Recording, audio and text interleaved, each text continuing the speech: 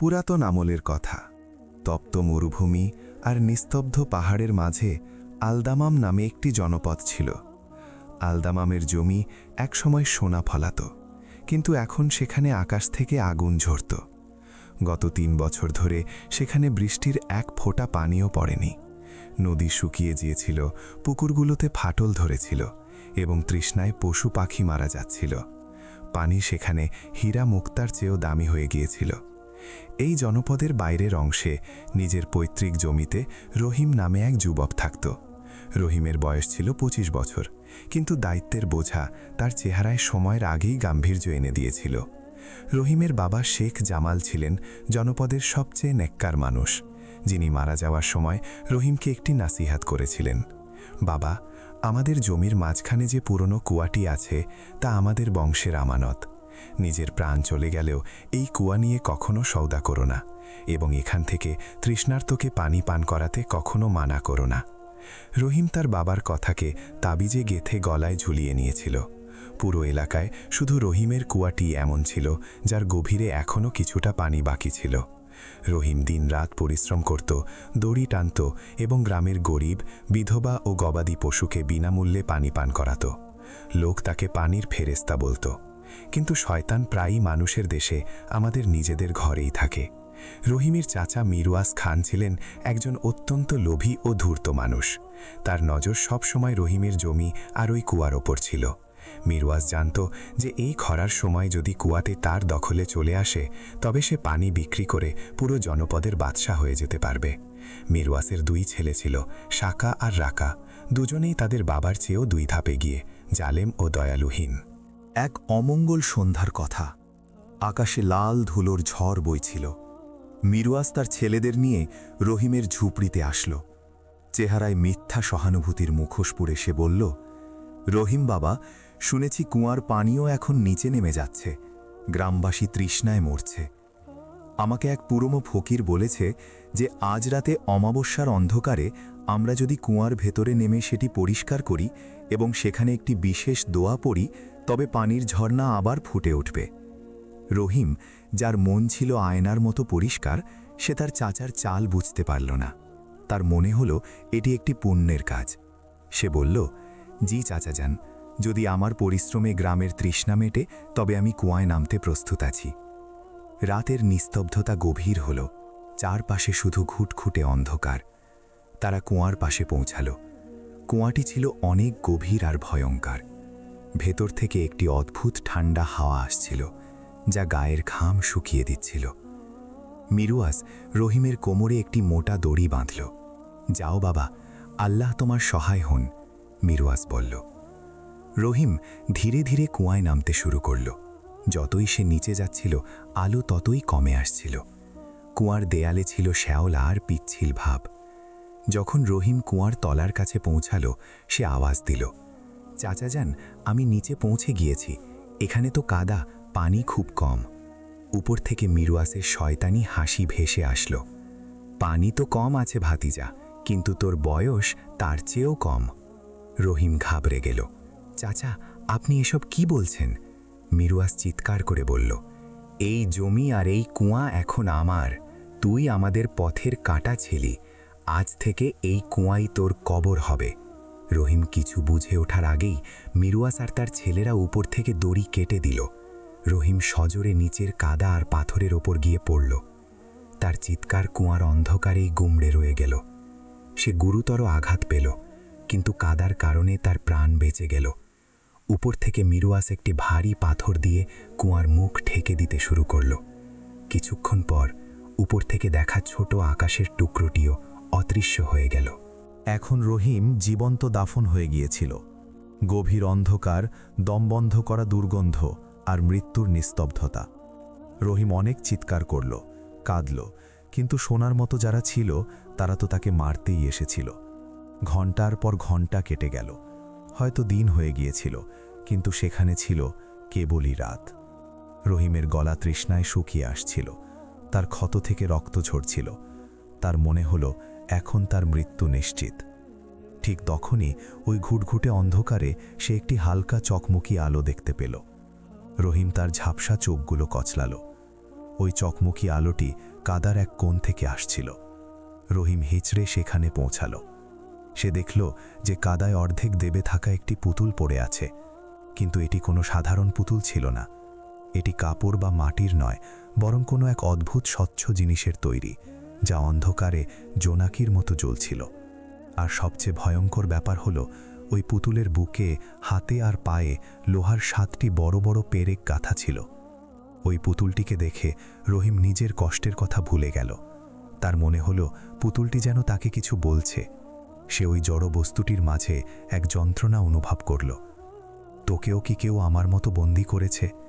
রহিম ভারী গলায় বলল। আমি নিজের জীবন তো বাঁচাতে পারলাম না, কিন্তু হয়তো তোকে এই যন্ত্রণা থেকে মুক্তি দিতে পারব। রহিমের হাত কাঁপছিল, আঙুলগুলো রক্তাক্ত ছিল, তবুও সে তার সমস্ত অবশিষ্ট শক্তি সঞ্চয় করে ওই পুতুলের বুকে গাঁথা প্রথম পেরেকটি টেনে খুলল। কাদা আর রক্তে মাখা হাতে সে একে একে পেরেকগুলো বের করতে শুরু করল। প্রতিটি পেরেকের সাথে তার মনে হলো কুয়ার তাপমাত্রা বদলে যাচ্ছে। 6টি পেরেক বের হয়ে গেল। এখন শুধু শেষ পেরেকটি বাকি ছিল, যা পুতুলের হৃৎপিণ্ডের জায়গায় ছিল।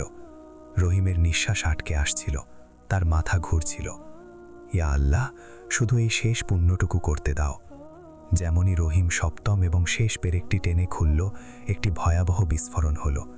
কুয়ার ভেতরে একটি তীব্র নীল আলোর বিচ্ছুরণ ঘটল, যা রহিমের চোখ ধাঁধিয়ে দিল। তার মনে হলো সে হাওয়ায় ভাসছে। তার কানে পানি বয়ে যাওয়ার শব্দ প্রতিধ্বনিত হতে লাগল, কল কল করে বয়ে চলা মিষ্টি পানি। আর তারপর সে অজ্ঞান হয়ে গেল। যখন রহিমের চোখ খুলল, সে কাদায় ছিল না। সে এমন এক জায়গায় শুয়েছিল যা কোনো কাচের প্রাসাদের মতো মনে হচ্ছিল। মেঝে ছিল পানির, ছাদ ছিল পানির, আর বাতাসে ছিল ভেজা মাটির সুবাস। তার ক্ষতগুলো শুকিয়ে গিয়েছিল। তার সামনে একটি সিংহাসন ছিল, যাতে এক মেয়ে বসেছিল। ওই মেয়েটি এত সুন্দর ছিল যে তাকে ভাষায় প্রকাশ করা অসম্ভব। তার পোশাক ছিল বয়ে চলা পানির মতো, আর তার চুল এমনভাবে উঠছিল যেন পানির ঢেউ। তার চোখে ছিল সমুদ্রের মতো গভীরতা। সে ছিল জিনজাদি জিম্মল, পানির মালকিন। জিম্মল সিংহাসন থেকে নেমে রহিমের কাছে আসলো। তার চলাচলের কারণে পানিতে ঘূর্ণি সৃষ্টি হতো না, বরং ফুল ফুটে উঠত। ওঠো হে আদম সন্তান। জিম্মলের কণ্ঠে জলতরঙ্গের মতো সুর ছিল। আমি জিম্মল, এই জমির নিচে বয়ে চলা সমস্ত পানির অভিভাবক। এক জালেম আগুনের জিন আমাকে ওই পুতুলে বন্দি করে দিয়েছিল এবং এই কুয়াটিকে শুকিয়ে দিয়েছিল, যাতে পুরো এলাকা মরুভূমি হয়ে যায়। ওই বন্দিদশা ভাঙার শর্ত ছিল এই যে কোনো এক মানুষ যে নিজে মৃত্যুর মুখে আছে, সে নিজের পরোয়া না করে আমাকে মুক্ত করবে। জিম্মল রহিমের হাত ধরল। তার স্পর্শ ছিল বরফের মতো ঠান্ডা, কিন্তু আরামদায়ক। তুমি আমাকে নতুন জীবন দিয়েছ রহিম, আজ থেকে আমি তোমার কৃতজ্ঞ। বলো, তুমি কি চাও? দুনিয়ার সমস্ত ধন সম্পদ এখন তোমার পায়ের নিচে। রহিম তার চারপাশে তাকালো। তার বিশ্বাস হচ্ছিল না। সে বলল, রাজকুমারী, আমার সোনাদানা চাই না। আমার গ্রামের মানুষ, শিশু, পশু পাখি তৃষ্ণায় মারা যাচ্ছে। আপনি যদি কিছু করতে পারেন, তবে আমার ওই শুকনো কুয়াটি পানিতে ভরিয়ে দিন। জিম্মলের চোখে রহিমের জন্য শ্রদ্ধা বেড়ে গেল। এত বড় উপকার করার পরেও তুমি নিজের জন্য কিছুই চাইলে না। তুমি আসলেই পানির মতো পবিত্র। কিন্তু পরক্ষণেই জিম্মলের চেহারায় বিষণ্ণতা নেমে আসলো। এখানেই এই গল্পের এক নতুন এবং বড় মোড় আসে। জিম্মল গম্ভীরভাবে বলল, রহিম, আমি পানি ফিরিয়ে আনতে পারি, কিন্তু এটি এতটা সহজ নয়। ওই আগুনের জিনের অভিশাপ এখনও পুরোপুরি কাটেনি। সে কুয়ার শিরার ওপর একটি দোজখের তালা লাগিয়ে রেখেছে, যা পাতাল লোকের গভীরে রয়েছে। আমি সেখানে যেতে পারবো না, কারণ আমার শক্তি সেখানকার আগুনে বাষ্প হয়ে যাবে। সেটি কেবল একজন মানুষই ভাঙতে পারে, সেই মানুষ যার কাছে ঈমানের শীতলতা আছে। জিম্মল রহিমের চোখের দিকে তাকালো। তুমি কি তোমার গ্রামের জন্য পাতাল লোকে গিয়ে ওই আগুনের তালা ভাঙার ঝুঁকি নেবে? সেখান থেকে ফিরে আসা অসম্ভব। রহিম এক মুহূর্তের জন্য তার মৃত বাবার মুখ মনে করল। সে বুক চিতিয়ে বলল, যে মৃত্যুকে আমি ভয় পাইনি, তা আমার কি ক্ষতি করবে? আমি প্রস্তুত আছি। পানির মালকিন জিম্মল রহিমকে নিয়ে তার প্রাসাদের পেছনের অংশে আসলো। এখানকার দৃশ্য প্রাসাদের বাকি অংশ থেকে একেবারে আলাদা ছিল। যেখানে প্রাসাদের সব জায়গায় শীতলতা আর নীল আলো ছিল, সেখানে এই অংশে এক অদ্ভুত নিস্তব্ধতা ছেয়েছিল। সামনে একটি বিশাল কালো দরজা দাঁড়িয়েছিল, যা কোনো কালো পাহাড় কেটে তৈরি করা হয়েছিল। ওই দরজার কাঁক দিয়ে রক্তের মতো লাল আলো বেরিয়ে আসছিল এবং সেখানকার বাতাসে ছিল গলিত লোহার গন্ধ। জিম্মল দরজার কাছে এসে থমকে দাঁড়ালো। তার চেহারায় এক গভীর চিন্তা ছিল। সে তার হাতের তালু খুলল। তার তালুর উপর একটি নীল মুক্ত জ্বলজ্বল করছিল, যা দেখতে কোনো জমাট বাঁধা চোখের পানির মতো লাগছিল। এটি নিয়ে নাও রহিম। জিম্মাল ওই মুক্তটি রহিমের হাতে দিয়ে বলল, এটি নিজের মুঠোয় রেখো। যতক্ষণ এটি তোমার কাছে আছে, পাতালের আগুন তোমার শরীর পড়াতে পারলেও তোমার আত্মাকে ছাই করতে পারবে না। কিন্তু মনে রেখো, যন্ত্রণা তুমি পুরোপুরি অনুভব করবে। ওই আগুন তোমার সাহসকে বলিয়ে দেবার চেষ্টা করবে। রহিম ওই মুক্তটি ধরে নিল। তার শীতলতা রহিমের রক্তে মিশে গেল। সে জিম্মালের চোখের দিকে তাকিয়ে জিজ্ঞেস করল, রাজকুমারী, ওই দরজার পেছনে কি আছে? জিম্মল গম্ভীরভাবে বলল, ওই দরজার পেছনে অগ্নিগহ্বর আছে। সেখানে ওই জাদুকরের সবচেয়ে ভয়ঙ্কর দানব পাহারা দিচ্ছে। সে পানির আসল শিরার উপর দোজখের একটি তালা লাগিয়ে রেখেছে। তোমাকে ওই দানবের নজর এড়িয়ে ওই জ্বলন্ত তালাটি ভাঙতে হবে। আর মনে রেখো রহিম, তুমি সেখানে মাত্র একবারই যেতে পারবে। যদি পা পিছিয়ে নাও, তবে পথ চিরতরে বন্ধ হয়ে যাবে। রহিম এক গভীর নিঃশ্বাস নিল। তার তৃষ্ণার্ত গ্রামের শিশুদের মুখ মনে পড়ল। সে আল্লাহু আকবার বলে ওই কালো দরজায় ধাক্কা দিল। দরজা খুলল, আর রহিমের সামনে জাহান্নামের উপত্যকার মতো এক জগৎ উন্মোচিত হল। সেখানে পানির নাম গন্ধ ছিল না। চারদিকে গলিত পাথর নদীর মতো বয়ে যাচ্ছিল। আকাশের বদলে ওপরে ছিল আঙারার ছাদ, যা থেকে আগুনের বৃষ্টি পড়ছিল। বাতাসে এত বিষাক্ত ধোঁয়া ছিল যে শ্বাস নেওয়াও দায় ছিল। সামনে একটি সরু নড়বড়ে পুল ছিল, যা আগুনের এক গভীর খাদের ওপর দিয়ে তৈরি করা হয়েছিল। পুলের অন্য প্রান্তে এক বিশাল পাথরের সাথে ওই দোজখের তালাটি ঝুলছিল। ওই তালাটি এত বড় ছিল যেন কোনো হাতির মাথা, আর সেটি ছিল লাল টকটকে গরম, যেন এইমাত্র আগুনের ভাট্টি থেকে বের করা হয়েছে। ওই তালাটি একটি মোটা জিঞ্জিরকে আঁকড়ে ধরেছিল, এবং ওই জিঞ্জিরের পেছনে ছিল একটি কালো দেয়াল। রহিমের মন সাক্ষ্য দিচ্ছিল যে ওই দেয়ালের পেছনেই রহমকের পানি বন্দি আছে। রহিম ওই আগুনের পুলের উপর প্রথম কদম রাখল। ছন করে তার জুতার তলা পড়তে শুরু করল। উত্তাপ এতটাই ছিল যে রহিমের চামড়া ঝলসাতে শুরু করল।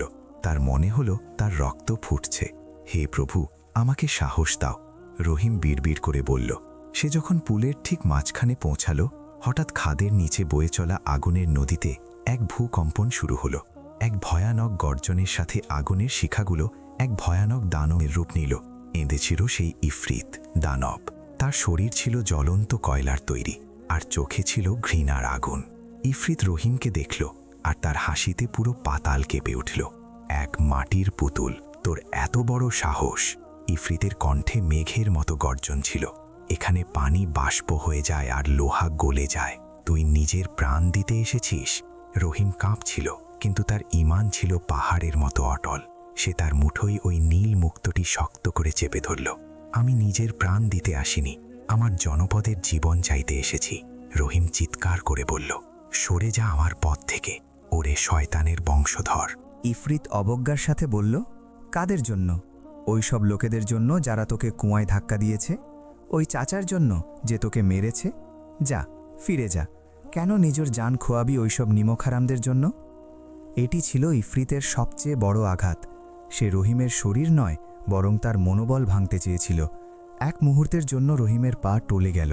তার চাচা মিরওয়াসের মুখ মনে পড়ল, কিন্তু পরক্ষণেই তার ওই নিষ্পাপ পুতুলটির কথা মনে পড়ল, যাকে সে বাঁচিয়েছিল, আর ওই অবলা পশু পাখিদের কথা যারা তৃষ্ণায় মরছিল।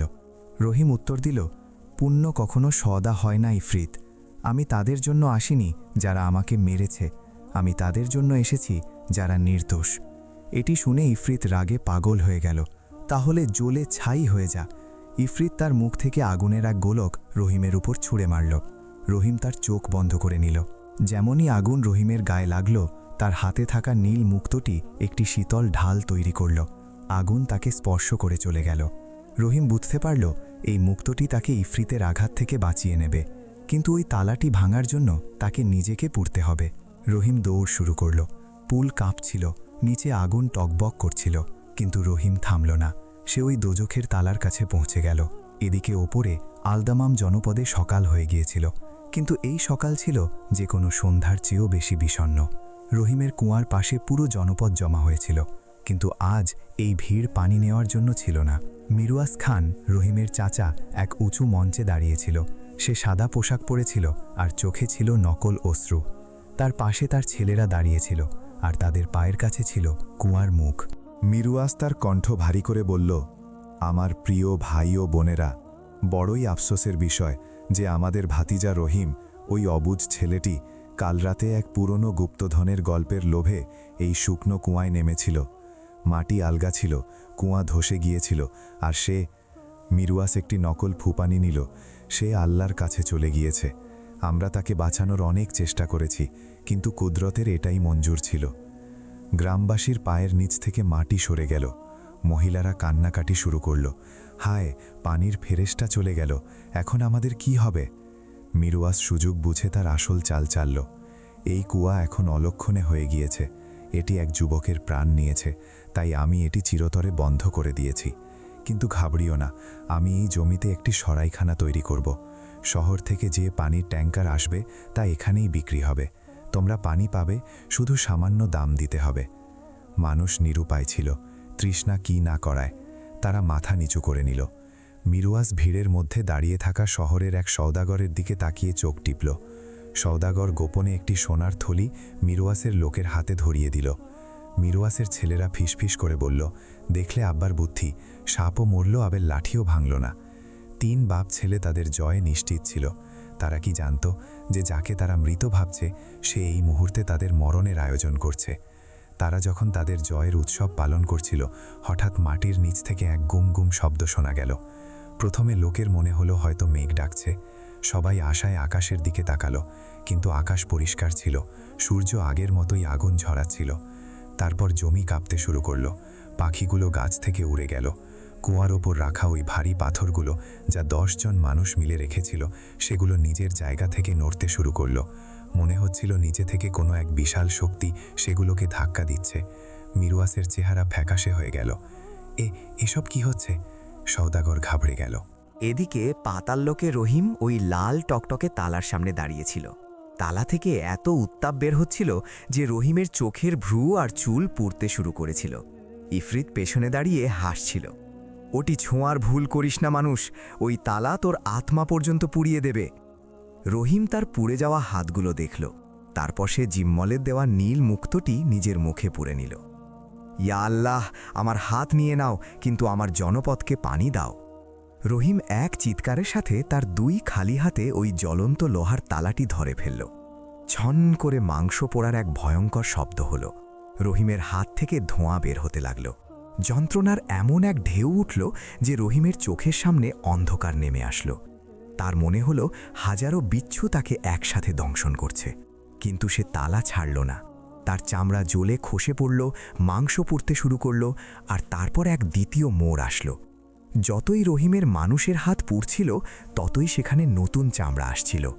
কিন্তু এই চামড়া মানুষের ছিল না, এটি ছিল কাঁচের মতো স্বচ্ছ আর পানির মতো নীল। রহিমের শরীর বিলীন হয়ে যাচ্ছিল, আর তার জায়গায় এক জলীয় অস্তিত্ব জন্ম নিচ্ছিল। রহিম তার আত্মার শেষ শক্তি সঞ্চয় করল। হকের জয় হোক! সে এক জোরালো হেঁচকা টান দিল। ওই জাদুকরি তালা, যা শতাব্দী ধরে বন্ধ ছিল, রহিমের আত্মত্যাগের উত্তাপে গলে গিয়ে ভেঙে পড়ল। যেমনই তালা ভাঙল, ওই ভারী জিমজির মাটিতে পড়ে গেল। আর তারপর তা হলো যার অপেক্ষায় পুরো মহাবিশ্ব ছিল। কালো দেয়ালের পেছনে বন্দি আবে হায়াতের অমরত্বের পানির প্লাবন মুক্ত হয়ে গেল। সেটি শুধু পানি ছিল না, ছিল এক তুফান। নীল, শীতল আর শক্তিশালী পানির এক দেয়াল রহিমের দিকে ধেয়ে আসলো। ইফরিত চিৎকার ধরে উঠল, না, এ অসম্ভব! পানি তাকে নিজের গ্রাসে নিয়ে নিল। পাতালের আগুন এক নিমিষে নিভে গেল।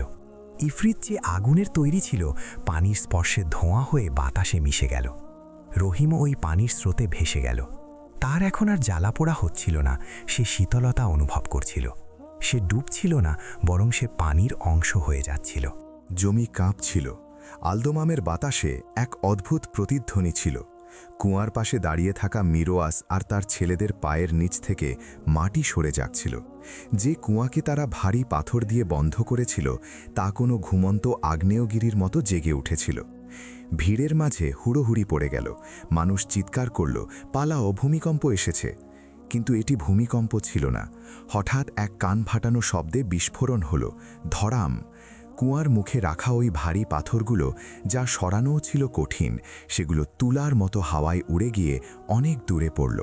আর তারপর কুয়ার ওই কালো গহ্বর থেকে পানির এক বিশাল ঝর্ণা ফুটে বের হলো। এই পানি ঘোলা বা নোংরা ছিল না, এটি ছিল দুধের মতো সাদা, চকচকে, আর এতটাই ঠান্ডা যে চারপাশের গরম বাতাস এক মুহূর্তে শীতল হয়ে গেল। এই ঝর্ণা 50 ফুট ওপরে আকাশ পর্যন্ত গেল, যেন আল্লাহর রহমত ঝরছে। শুকনো জমিতে যেমনই পানি পড়ল, ধুলোবালি থিতিয়ে গেল, মরা গাছগুলোতে প্রাণ ফিরে আসলো। মানুষ পাগলের মতো পানির দিকে দৌড়ে গেল, পানি পানি এসে গিয়েছে। কিন্তু দৃশ্য এখনও শেষ হয়নি। পানির ওই বিশাল স্তম্ভের ঠিক ওপরে ঢেউয়ের ওপর চড়ে এক ছায়া বাইরে আসলো। তার কাপড় চোপড় ভেজা ছিল, কিন্তু তা থেকে পানি ঝরছিল না, বরং পোশাকটি পানির তৈরিই মনে হচ্ছিল। তার চেহারা 14 তারিখের চাঁদের মতো উজ্জ্বল ছিল। সে ছিল রহিম, কিন্তু এটি ওই রহিম ছিল না যাকে কুয়ায় ধাক্কা দেওয়া হয়েছিল। সে এখন মানুষ আর পানির এক আধ্যাত্মিক মিলন হয়ে গিয়েছিল। তার চোখে এখন আর মনি ছিল না, বরং গভীর নীল সমুদ্র ঢেউ খেলছিল। মিরোয়াস তাকে দেখল, আর তার জান উড়ে গেল। রহিম, এ জীবিত কিভাবে? এ তো ভূত। মিরোয়াস হোঁচট খেয়ে কাদায় পড়ে গেল, তার ছেলেদের হাত পা অবশ হয়ে গেল। রহিম পানির ঢেউয়ের সাথে ধীরে ধীরে মাটিতে নামল। তার মাটিতে পা রাখতেই কুয়ার উচ্ছ্বাস থেমে গেল, কিন্তু পানি কানায় কানায় ভরে খালের মতো খেতে খেতে বয়ে যেতে লাগল। রহিম ভিড়ের মাঝে তার চাচাকে দেখল। রহিমের হাতে এখনও ওই নীল মুক্তটি জ্বলজ্বল করছিল, যা এখন তার আঙুলে এক আংটির রূপ নিয়েছিল। এখন সময় ছিল হিসাবের। রহিম নিজের মুখে কিছু বলল না, শুধু মিরওয়াসের দিকে তার তর্জনী তুলল। পানি যা এতক্ষণ ক্ষেতের দিকে যাচ্ছিল, তা হঠাৎ নিজের দিক বদলে নিল। পানির ধারাগুলো জ্যান্ত সাপের মতো হামাগুড়ি দিয়ে মিরওয়াস আর তার ছেলেদের দিকে এগিয়ে গেল। তারা চিৎকার করল, পালাও, এ তো পানি নয়। কিন্তু তারা কোথায় পালাবে? পানি তাদের চারপাশ থেকে ঘিরে ফেলল। পানি তাদের গোড়ালি আঁকড়ে ধরল, তারপর হাঁটু পর্যন্ত আসলো, এবং তারপর কোমর পর্যন্ত। তারা পানির ঘূর্ণিতে ফেসে গিয়েছিল। রহিম তাদের মারতে চায়নি, মৃত্যু তো অনেক সহজ শাস্তি হতো। পানির স্তর তাদের ঠোঁট পর্যন্ত চলে আসলো। মিরওয়াস আর তার ছেলেদের তৃষ্ণায় জান বেরিয়ে যাচ্ছিল। তারা দেখল যে ঠান্ডা মিষ্টি পানি তাদের ঠোঁটের একদম কাছে। মিরওয়াস ছটপট করে পানি খাওয়ার জন্য নিজের মুখ খুলল আর নিচে ঝুঁকল, কিন্তু যেমনই তার ঠোঁট পানি স্পর্শ করতে যাবে, পানি পিছিয়ে গেল। এটি ছিল কোনো জাদুর মতো। সে যতটা ঝুঁকত, পানি ততটা নিচে চলে যেত। তার ছেলেরা হাতে করে পানি তোলার চেষ্টা করল, কিন্তু পানি তাদের আঙুলের মাঝ দিয়ে বালুর মতো পিছলে গেল। তাদের হাতের তালু শুকনোই রয়ে গেল। রহিম এক ভারী ও গম্ভীর কণ্ঠে বলল, চাচা যান, আপনি পানির জন্য রক্ত ঝরিয়েছিলেন না? আপনি এক এতিমের হক মেরেছিলেন। আজ থেকে এই পানি আপনাদের পাশেই থাকবে, আপনাদের চারপাশেই থাকবে, কিন্তু আপনাদের নসিবে থাকবে না। এটি কুদরাতের প্রতিশোধ। আপনারা আজীবন তৃষ্ণার্ত থাকবেন, যদিও আপনারা নদীর মাঝখানে দাঁড়িয়ে থাকবেন। এই পানি আপনাদের ডুবিয়ে মারবে না, কিন্তু আপনাদের এক ফোঁটা পান করতেও দেবে না। এটি ছিল তন্তলুসের আজাব। মিরওয়াস আর তার ছেলেরা পাগলের মতো পানিতে হাত ঝাপটাচ্ছিল, চিৎকার করছিল, পানি পানি, কিন্তু পানি তাদের স্পর্শ করতে অস্বীকার করছিল। তাদের সম্পদ, তাদের অহংকার সব ওই পানির সামনে নিরুপায় ছিল। যে সওদাগর জমি কিনেছিল, সে এই ভয়ঙ্কর দৃশ্য দেখে এতটাই ভয় পেল যে সোনার থলি সেখানেই ফেলে নিজের প্রাণ বাঁচাতে শহরের দিকে দৌড়ে পালালো।